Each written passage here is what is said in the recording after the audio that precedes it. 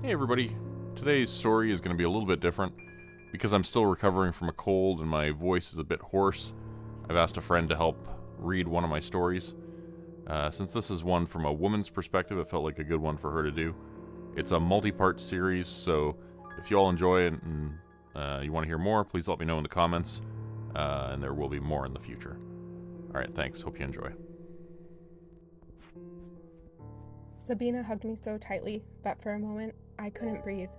She let go, and I sucked in a breathful of black diesel fume air. I stepped back and took one last look at my best friend. The next time I'd see her, both of our lives would be changed forever, irrevocably altered by the shuffle of a deck of dark cards. The bus opened its squeaky doors, and a lineup of people in drab clothing began shuffling on. She looked back over her shoulder at the bus and then to me again, tears glistening in her eyes. "I'm going to call you as soon as I get to Berlin. I promise." I tried to smile, but I couldn't. "Liar. You're going to be so busy with Sergio, you'll forget all about your old friend Emma and your little humdrum village back home." She looked hurt for a second, but then I added with a forced smile, "I'm so jealous." This made her laugh, and I hugged her fiercely again, this time for a few seconds longer, afraid of letting go.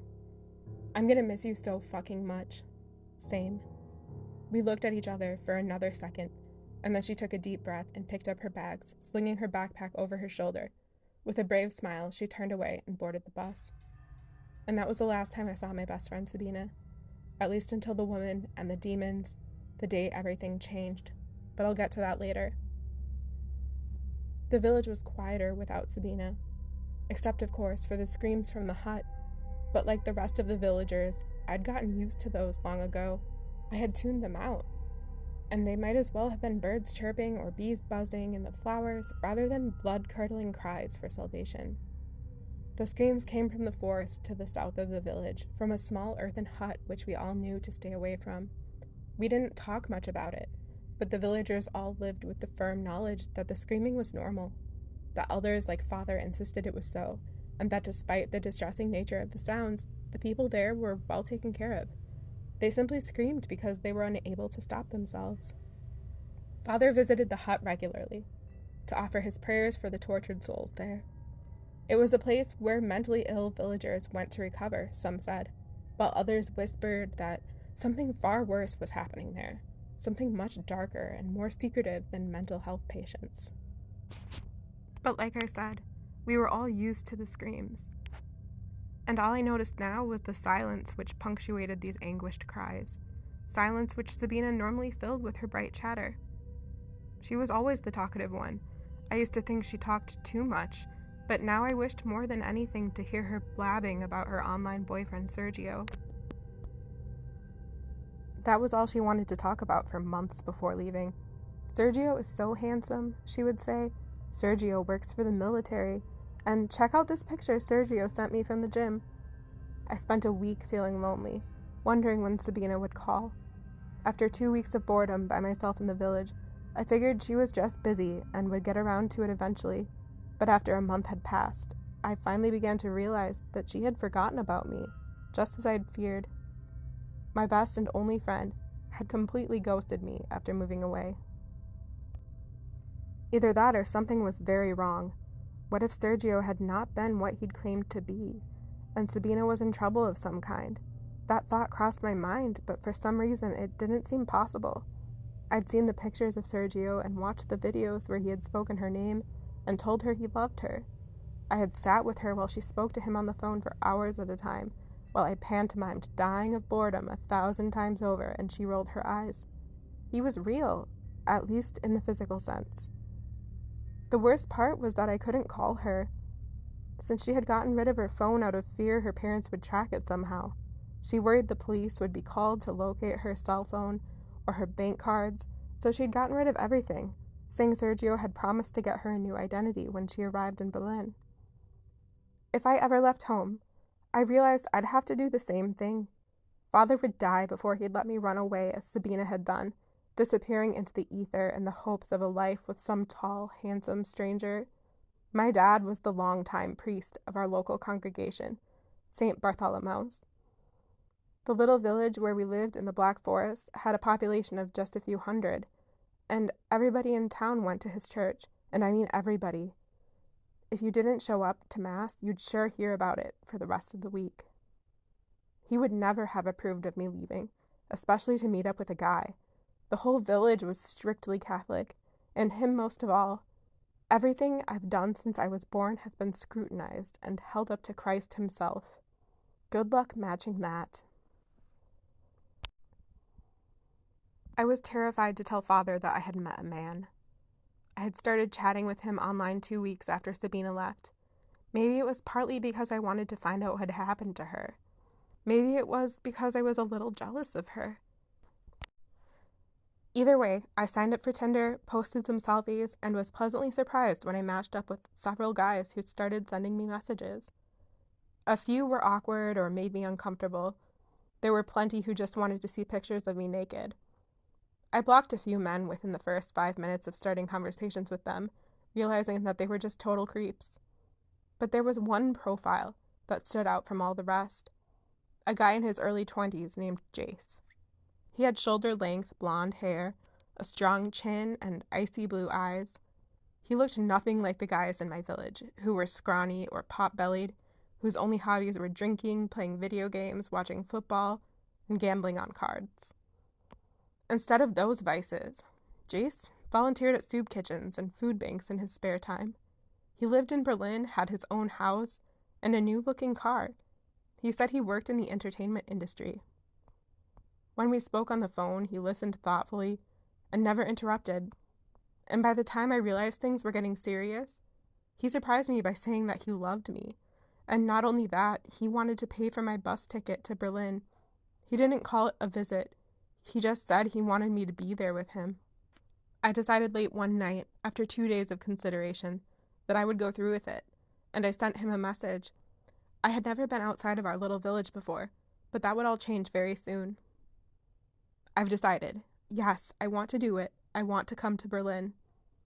That's great news. I can't wait to see you. I'll have flowers waiting for you when you arrive. I love you so much. I love you too. I'm sending you the ticket. Don't let your dad see. Make sure you take out extra euros for spending money. No cards once you leave the village, okay? I don't want him to tear us apart. I've got it all planned out. I'll take out everything I have tomorrow. See you at the bus terminal. I wound up in Berlin at the massive central bus station with no cell phone, no debit or credit cards, and no way of getting home.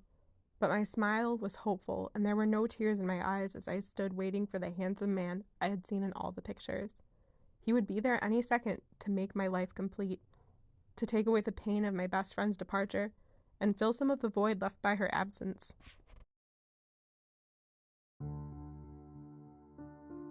The minutes on the big overhead clock ticked by, and I tried to ignore the fact that he was so late. I daydreamed instead of worrying, wondering if maybe Jace could help me look for Sabina in Berlin. I wondered again if she was okay, and this made me think of my own precarious situation as I stood waiting for someone who I'd never met to arrive. A tall, dark stranger who would whisk me away. I looked at the big clock again, 4:30. Another half hour passed, and then another. What had I been thinking? Life was no fairy tale. This was all pointless. He wasn't coming after all.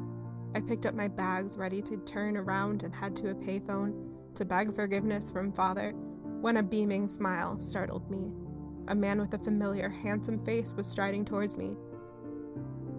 He was just as he had looked in his pictures, I thought to myself as I put my bags down and ran to him, jumping up into his arms and kissing him.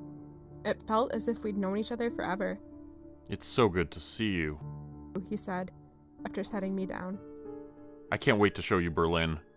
And for you to meet my friends, it's so great to have you here. I can't believe it's really happening. He looked just as excited as I felt, and he took my hand and walked me outside to his car. There was no mention of the fact that he was 2 hours late, or that he had forgotten the flowers he'd promised. I didn't want to ruin the mood by asking, so I didn't ask about a lot of things until it was too late. When we arrived at his place, I saw it wasn't a quaint 2-story home like I'd imagined from his descriptions. Instead, this was a squat apartment building, gray and burnt out looking. Old, rusted playground equipment made squeaking sounds in the breeze across the street. and a lone dog with no owner wandered aimlessly, sniffing at the ground. This is it. It's not much, but this is where I live right now.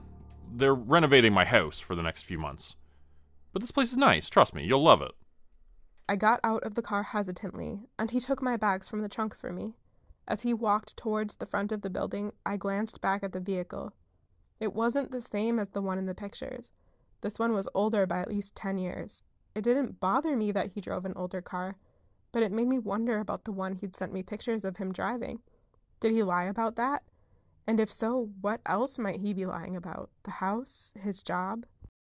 The two of us had to pass a throng of young men who were crowded around the front entrance. Jace said hello to all of them as if they were old friends, but they didn't speak to me. Instead, they all regarded me with hungry looks, their eyes traveling from my breasts to my ass, but never quite landing on my face. I crossed my arms to cover my chest and heard a few snickers, and one man, grinning, said, "Nicht viel zu verbergen." Not much to hide. Jace looked back at me as he carried my bags up the stairs to the second floor. I tried to get rid of the frown which had etched itself on my face, but found it difficult. Sensing my distrust when we got into the apartment, he gave me a big hug and put up his index finger, telling me to wait for a second. I have something for you. Sorry about the state of this place. It's a friend's apartment. I haven't gotten around to cleaning yet. I thought maybe you could help me out after you get settled in. Looking around the apartment, I saw it was grotesquely unkempt. There were dirty plates and dishes in the kitchen, and a cockroach scuttled across the wall nearby. The floors looked filthy, like they hadn't been mopped in years, covered in crumbs, dust, and hair an inch thick. The air smelled like spoiled meat and spilled food left out to rot. Okay, here it is. I got this for you. I know I said flowers, but I thought you'd like this better. He showed me a gold necklace with a diamond pendant. It sparkled stunningly, and I couldn't help but smile. Turn around, I'll put it on you. I did as he asked, and felt the chain spill coolly across my chest and the back of my neck. The diamond was large and glinted blue in the light as I admired it. I had never owned anything so beautiful. His dry fingers clasped the lock shut, and he spun me around to look at it, his eyes drifting down to my breasts lustfully. He licked his lips in a telling way. Then he took my hand and led me to the other room, showing me the rest of the apartment, and the bed we would be sharing, much to my surprise.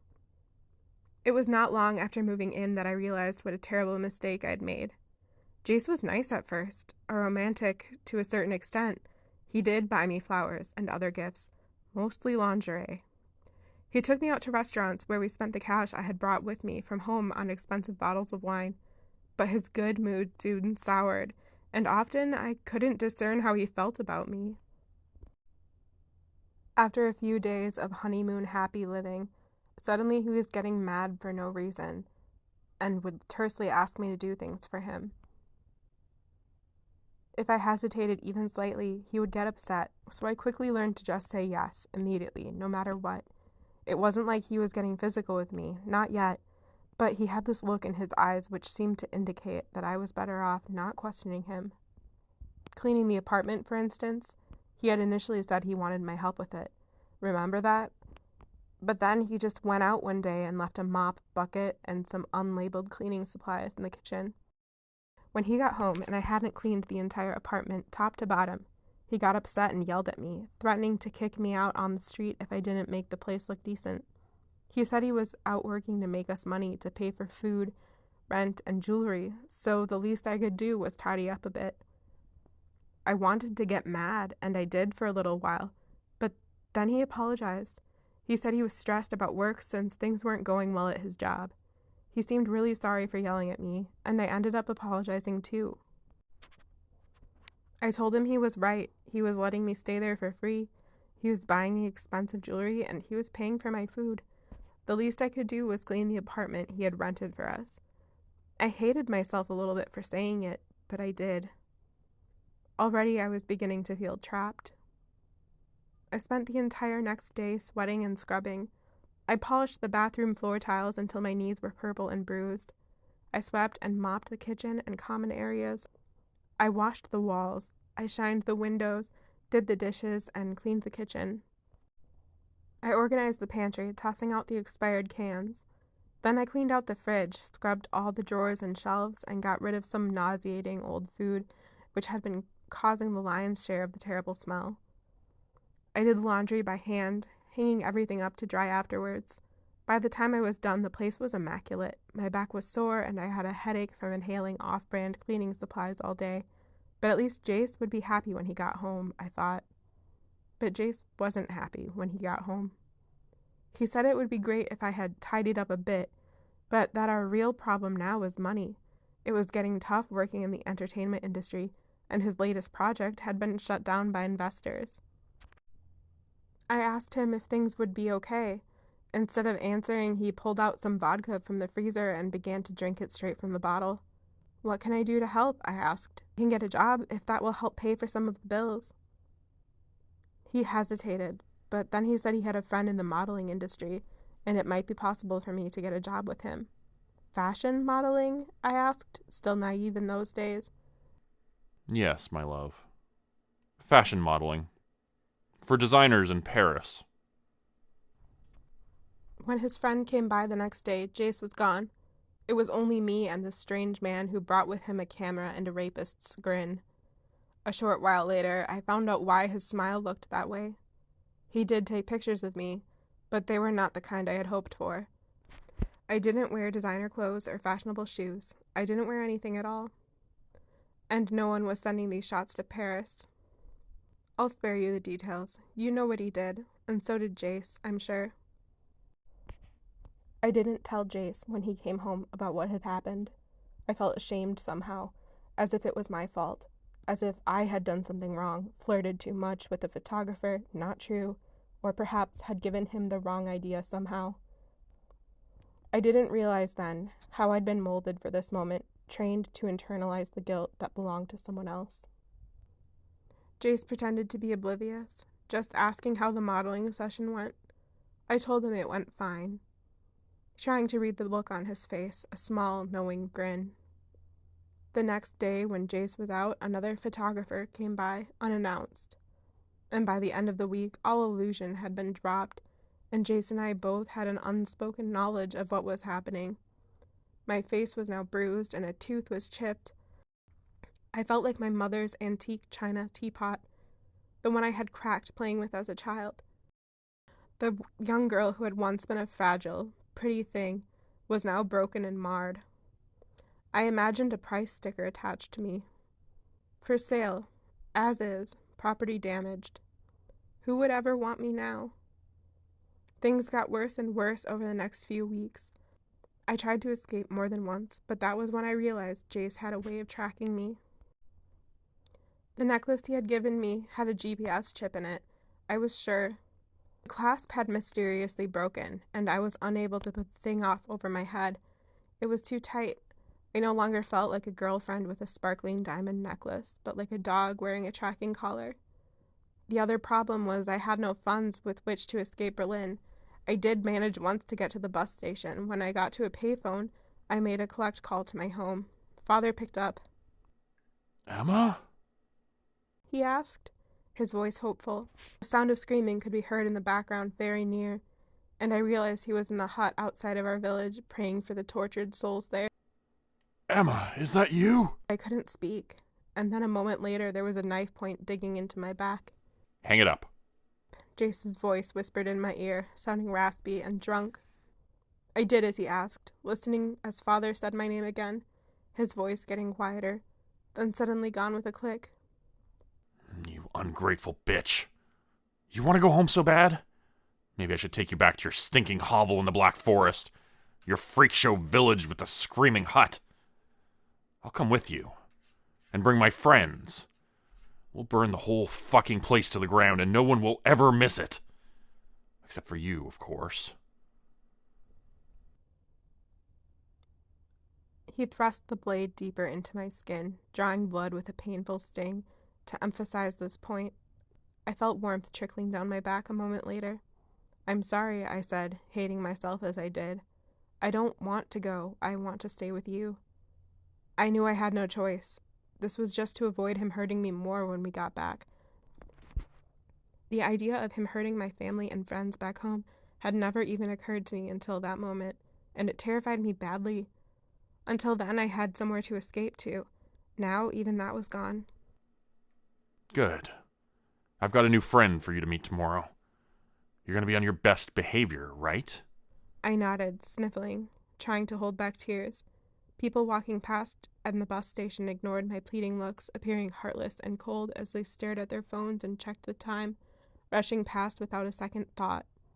Some glanced up at me, but no signs of recognition crossed their faces.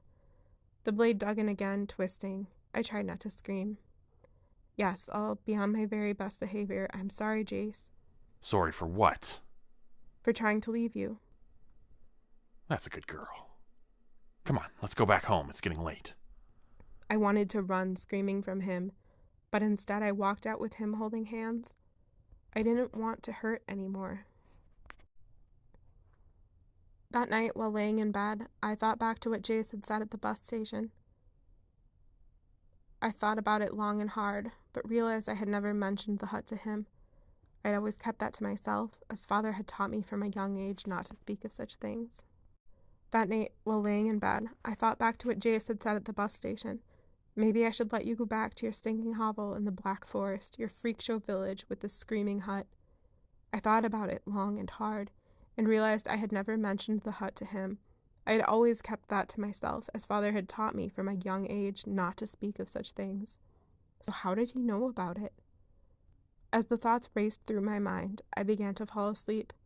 The paranoid thoughts turned to paranoid dreams, and I had the most vivid nightmare I had ever experienced. Although I would come later to realize it was not a nightmare at all, but a vision, a dark prophecy. I was back home in my little village again. It was dark, and I could hear the screams drawing near. We were in the forest, walking down a path through the trees at night. Father was leading me by the hand as I walked on little girl legs toward the screaming hut. A full moon hung low in the sky, and an owl sat perched on a branch nearby, watching us carefully with its reflective eyes. The forest all around us had a low shroud of mist hanging above the ground. "What are we doing out here, Daddy?" I heard myself asking, and Father turned to me and put his finger to his lips. His eyes were hard and stern, and I realized I should not ask anything more just yet. He led me inside, and I saw there were cots arranged around the room. Each one had a gasping, screaming person laying atop it. They were missing arms and legs, and they were covered in scars and bandages. When they saw us enter, they ceased making noise. You find yourself in trouble, Emma, Father said, walking from person to person, looking them up and down and inspecting them carefully. And you called me to ask for help. I realized he was angry with me, but I couldn't remember why. I will help you, but it will be the last and only time I do. You are no longer my child, since you have left me to be with an immoral soul. You have chosen a life of sin. Still, I will give you this one gift. Open your hands. I did as he asked and approached him, my hands cupped before me like a child about to receive communion for the first time. He pulled out a blade and drew a line with the tip of it down the nearest man's abdomen as he thrashed and screamed louder and louder. Then he reached into his belly, and the man began to wail like a baby in the most painfully high tone. His cries were so piercing, I wanted to cover my ears, but knew I couldn't. I had to keep my hands out before me, just as they were, to receive my gift. Father pulled out the man's liver and held it in his hands.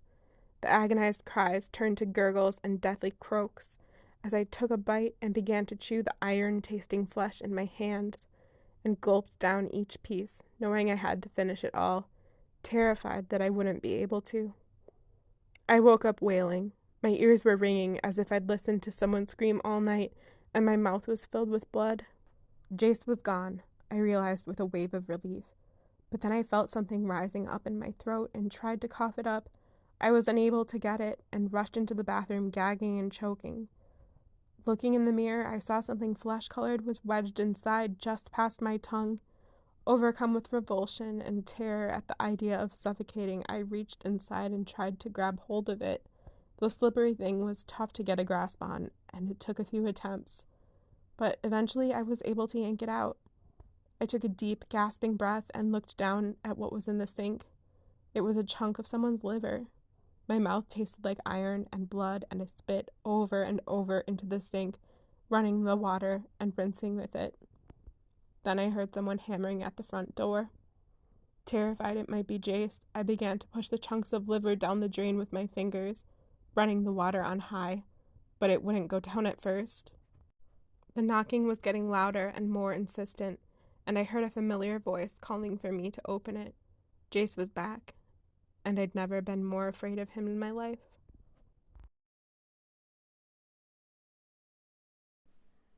Today's video was supported by patrons like Mark from Earth, Crimson Muse, Joy Burton, Diane Showers, Mark Zawal, Cheryl James, Pick Your Sticker, Teddy Dog, Clue 404, Mamakato, Dante Kincaid, Zarin Ray, Angela Donovan, Blarian50, Devin Kyle, Timothy Baird, Ajeti, Bert Turner, Bajani Aspinall, Michael Pierce, Big Joe, Carrie Harkonnen, LaDonna Spivey, Scott Tanaka, Tom Stewart, Sherman Davis, Bryce Shelton, Susan McClendon, Elise Batiste, Lisa and the Cult Jam, Open Circuit, Fabulavore, Raymond Jaggers, That Darn Fox, Raison Detra, Kai Gaming 99, Wendy Burns, The Wendigo, Michael Squishy Park, The Gemstar, Vault 77 Citizen, Puppy Dan, Clovis Wolf, Eldridge Elm, Derek Prey, Elder Being, KC Hawaii, Rob T, and Tragic Mermaid. If you'd like to help support the channel, please consider joining my Patreon page at patreon.com/Jordan Group Horror. As a patron, you'll get access to bonus videos, content, and a Discord channel. You'll be credited at the end of every video going forward, and if you decide to stay for 3 months, I'll name a character after you which will be featured in the next Hollow's End story. Links to join the Patreon are in the description. Thanks again for listening. Please like, subscribe, and comment to help the channel continue to grow. It really does help a lot. And see you again next time at 4 p.m. Eastern Standard Time. Hope you have a great night.